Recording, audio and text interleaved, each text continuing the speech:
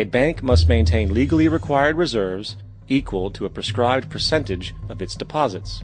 It then quantifies this by stating, under current regulations, the reserve requirement against most transaction accounts is 10%.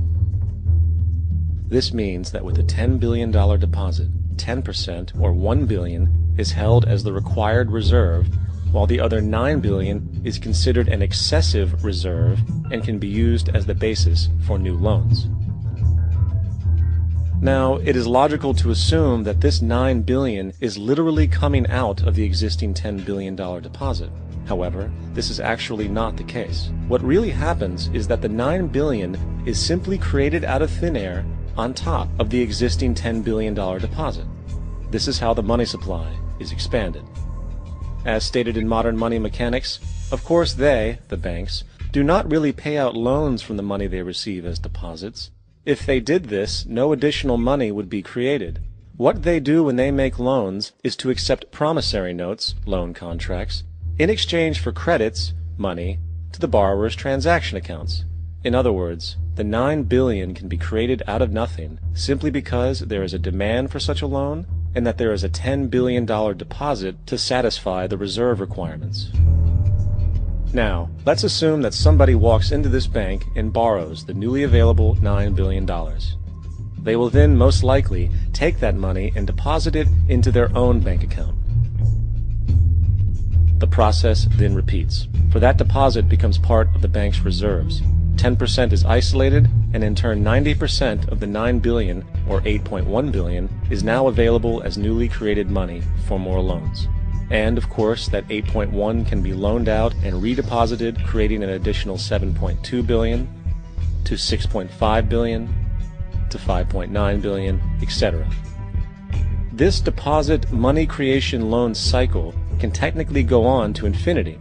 The average mathematical result is that about $90 billion can be created on top of the original $10 billion.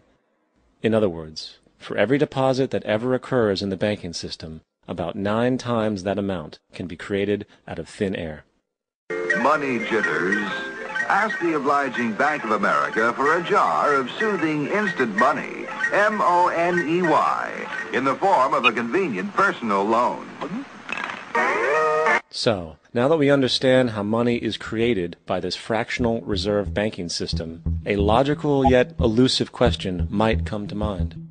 What is actually giving this newly created money value? The answer? The money that already exists. The new money essentially steals value from the existing money supply. For the total pool of money is being increased irrespective to demand for goods and services. And as supply and demand finds equilibrium, prices rise, diminishing the purchasing power of each individual dollar. This is generally referred to as inflation, and inflation is essentially a hidden tax on the public. What is the advice that you generally get? And that is inflate the currency. They don't say debase the currency. They don't say devalue the currency. They don't say cheat the people who are saved. They say lower the interest rates. The real deception is when we distort the value of money. When we create money out of thin air, we have no savings, and yet there's so-called capital.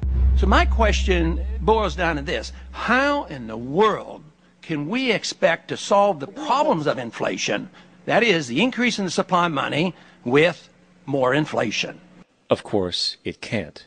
The fractional reserve system of monetary expansion is inherently inflationary. For the act of expanding the money supply, without there being a proportional expansion of goods and services in the economy, will always debase a currency. In fact, a quick glance at the historical values of the US dollar versus the money supply reflects this point definitively, for the inverse relationship is obvious. $1 in 1913 required $21.60 in 2007 to match value. That is a 96% devaluation since the Federal Reserve came into existence. Now, if this reality of inherent and perpetual inflation seems absurd and economically self-defeating, hold that thought, for absurdity is an understatement in regard to how our financial system really operates. For in our financial system, money is debt. And debt is money. Here is a chart of the U.S. money supply from 1950 to 2006. Here is a chart of the U.S. national debt for the same period. How interesting it is that the trends are virtually the same. For the more money there is, the more debt there is. The more debt there is, the more money there is. To put it a different way, every single dollar in your wallet is owed to somebody by somebody. For remember, the only way the money can come into existence is from loans. Therefore, if everyone in the country were able to pay off all debts, including the government, there would not be $1 in circulation.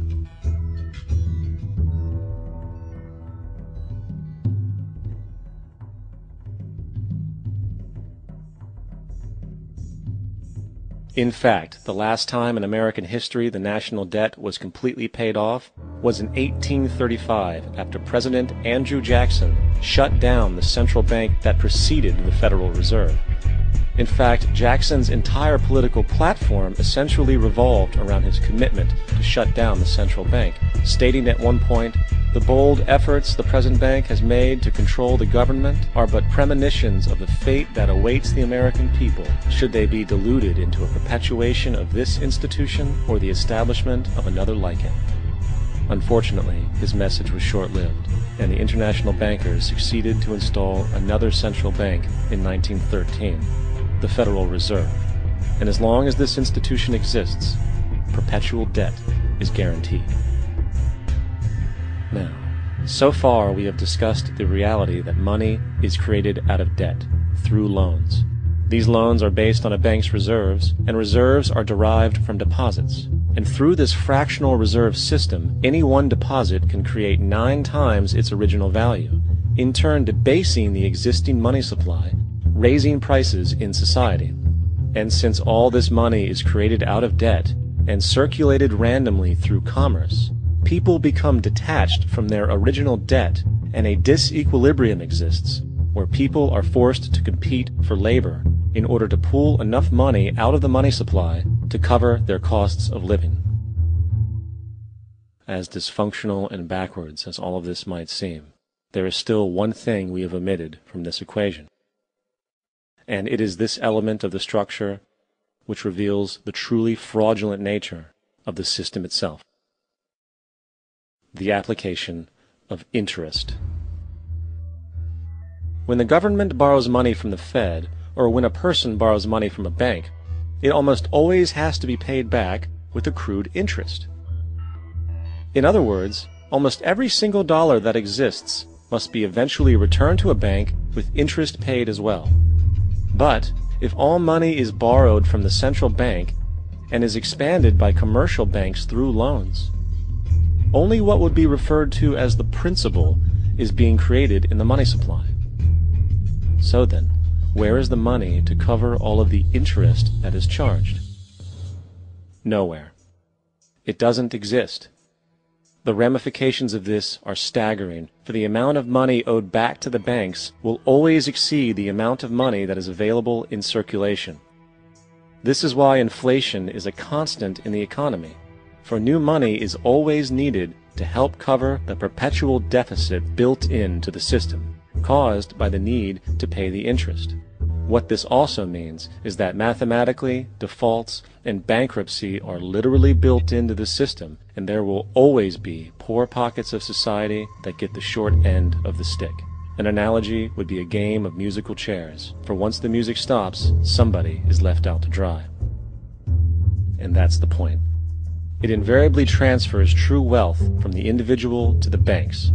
For if you are unable to pay for your mortgage, they will take your property. This is particularly enraging when you realize that not only is such a default inevitable due to the fractional reserve practice, but also because of the fact that the money that the bank loaned to you didn't even legally exist in the first place. In 1969, there was a Minnesota court case involving a man named Jerome Daly, who was challenging the foreclosure of his home by the bank which provided